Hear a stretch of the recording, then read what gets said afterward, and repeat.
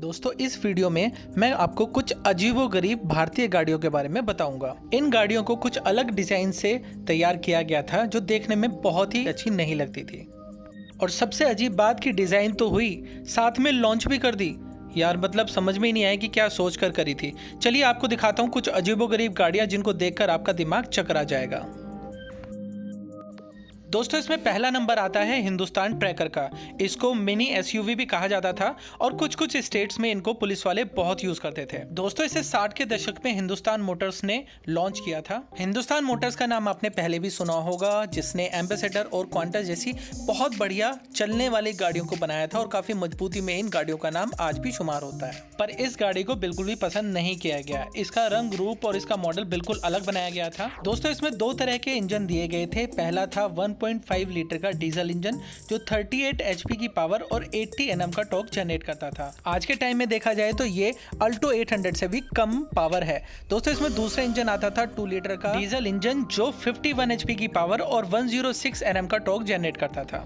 दोस्तों आज की तारीख में 2 लीटर का इंजन तकरीबन 170 एचपी की पावर निकालता है, जो आप हैरियर और कंपास जैसी गाड़ियों में देख सकते हैं। वैसे तो ये गाड़ी बिल्कुल भी नहीं चली और जितनी भी चली दोस्तों उसको सिर्फ पुलिस वालों ने ही खरीदा है। दोस्तों इसमें दूसरा नंबर आता है टेम्पो हैंसीट का। 80 और 90 के दशक में भारतीय सड़कों पर पर्यटन के रूप में सबसे ज़्यादा चलने वाला पैसेंजर व्हीकल यही था।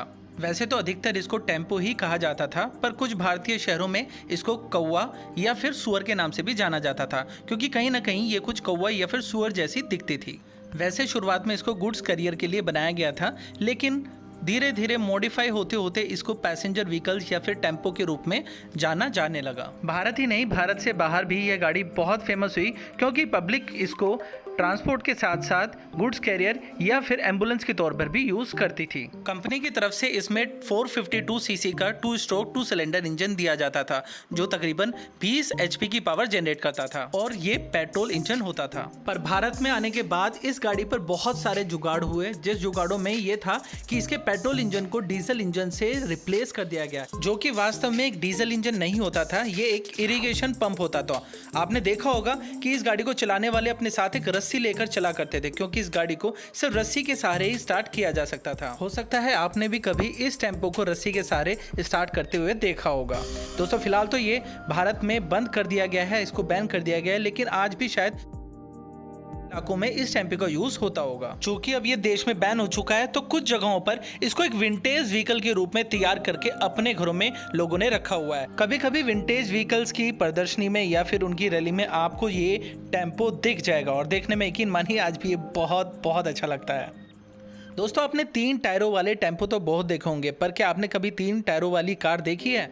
सिपाही बादल 70 के दशक में लॉन्च हो चुकी थी, लेकिन बहुत जल्दी पलट जाने की वजह से दोस्तों ये गाड़ी बिल्कुल भी नहीं चली। ये गाड़ी एक रियर व्हील ड्राइव थी, जिसकी वजह से आगे की तरफ कोई भी ब्रेक्स वगैरह कनेक्ट नहीं था, यानी कि इसके पास सिर्फ और सिर्फ पिछले के टायर ही थे ब्रेक्स लगाने के लिए, जिसकी वजह से गाड़ी को पलटने का कारण होता था। उससे अलग भी दोस्तों इंजन पीछे होने की वजह से भी दोस्तों गाड़ी बहुत जल्दी अगले टायर पर उड़ जाती थी। बस यही कुछ कारण रहे कि ये गाड़ी कभी नहीं चली।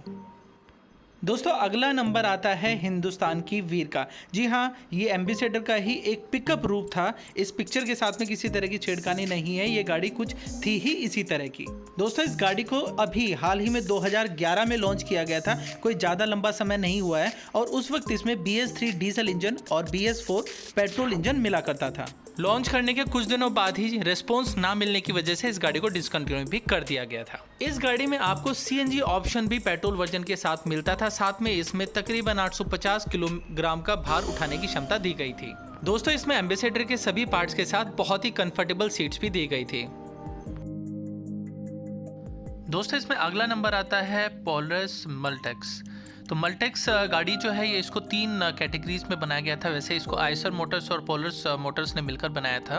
तो इसको पावर जनरेट करने के लिए भी यूज़ किया जाता था, यानी कि आप इस गाड़ी से एक ड्राइविंग के साथ साथ ड्राइविंग एक्सपीरियंस के साथ साथ भी, जो कि 9 bhp के आसपास की पावर जनरेट करता था, आप अपने ट्यूबवेल के रिलेटेड भी काम कर सकते थे। यानी आप इसके 3 किलोवाट की जो मोटर था उसके थ्रू अपनी ट्यूबवेल को चला सकते थे, यानी कि पावर जनरेट कर सकते थे। चाहे तो आप इसको अपने किसी किसी भी पर्पस में यूज करें, जैसे कि गाँव में, खेतों में बहुत सारे काम होते हैं जो पावर जनरेटर करते हैं। ये खेतों में पानी के साथ साथ आपके घर में चक्की का काम भी करता था, यानी कि आप इससे अपना गेहूं और ये सब चीज़ें भी पीस सकते थे। पानी चलाता था, पानी चलाने के साथ में गेहूं आपका पीस सकता था। फिलहाल अगर बात करी जाए तो 1 घंटे में करीबन 1 लीटर का इंजन जो पेट्रोल है ये खर्च कर देता था।